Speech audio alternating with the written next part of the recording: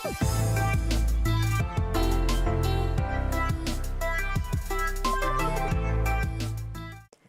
tu február a s ním aj novú časť Travel Time.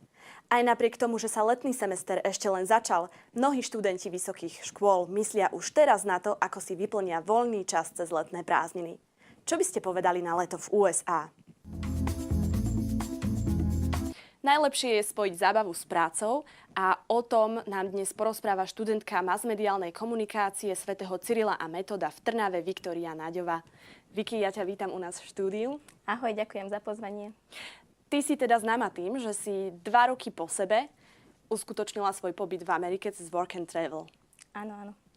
Ako sa ti to podarilo, alebo čo všetko to obnášalo niečo takéto, pretože naši študenti by možno tiež radi strávili čas v Amerike? Do Spojených štátov som sa dostala pomocou agentúry Smaller Earth. V roku 2015 som vyskúšala ich prvý, asi najznámejší program Camp Leaders. Vtedy som pracovala v štáte New Hampshire v detskom tábore a potom minulý rok som sa zúčastnila ich druhého programu, ktorý sa volá Resort Leaders a takto sa mi podarilo dostať sa do Colorada, kde som teda pracovala v 5-hviezdovom hoteli Park Hyatt. Čiže to znamená 2 leta za sebou. Toto leto ťa čaká už asi 3. leto v Amerike. Čo všetko to obnáša? Čo by si poradila našim študentom, ako sa môžu dostať cez Work and Travel do Ameriky? Koľko to stojí? Vlastne na tento program sa musíme iba prihlásiť cez internet a potom nám agentúra všetko povie, čo treba robiť, ako ďalej. Program Camp Leaders, za program Camp Leaders som zaplatila 495 eur. A táto suma potom zahrňala spiatočnú letenku, zdravotné poistenie na 90 dní a taktiež aj prácu a všetky dokumenty zabezpečené. A potom ten druhý program Resort Leaders mi stal takých 2200 eur, ale tým, že iba 595 eur som zaplatila doma a potom tú druhú časť teda v Amerike.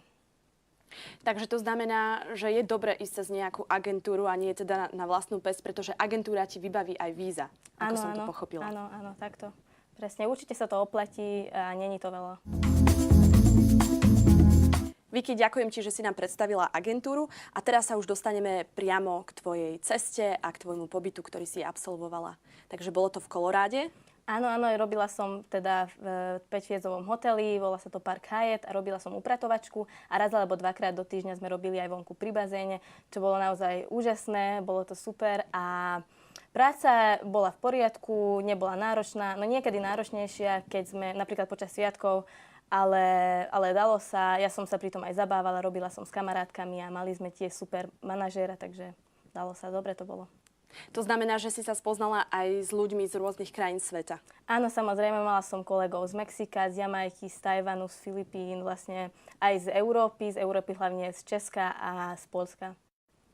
Čo si robila potom? Tento pobyt v Koloráde trval mesiac a vlastne po ňom si začala cestovať. Je to tak? Nie, tento pobyt bola som v Amerike 4,5 mesiace a tým, že 3,5 mesiace som bola v Koloráde a potom tak 20 dní sme cestovali. Cestovala som s babami, s ktorými sme sa spoznali teda tam v práci, aj sme bývali potom spolu a plánovať sme tú cestu začali až iba 2 týždne predtým, ako sme už odišli, pretože sme išli na road trip, teda cestovali sme autom a vlastne ubytovanie sme si ani nerezervovali vopred, pretože sme stanovali, kúpili sme si spacáky, karimatky a teda vydali sme sa na cestu 21. septembra.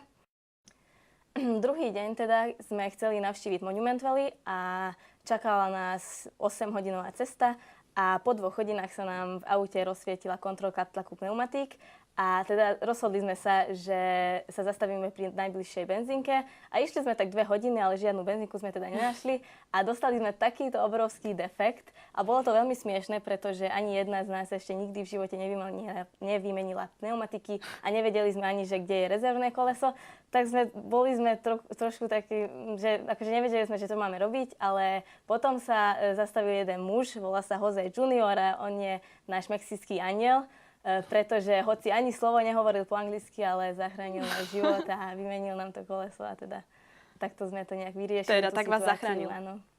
To znamená, že ste mohli ďalej pokračovať v tripe? Áno, museli sme teda ísť do servízu samozrejme, ale aj tam sme sa stretli s takými super ľuďmi, že nám boli veľmi ochotní a pomáhali nám. Takže. A kam vaša cesta smerovala ďalej? Ďalej sme išli potom do Nevady.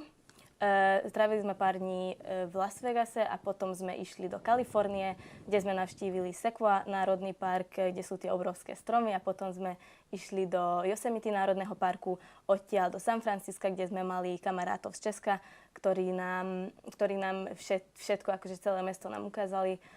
Potom sme išli do San Diego a Santa Barbary a potom do Los Angeles, kde sme sa teda potom s babami sme sa rozlúčili, pretože ja som ešte letela do New Orleansu, do Louisiany, kde som mala kamaráta.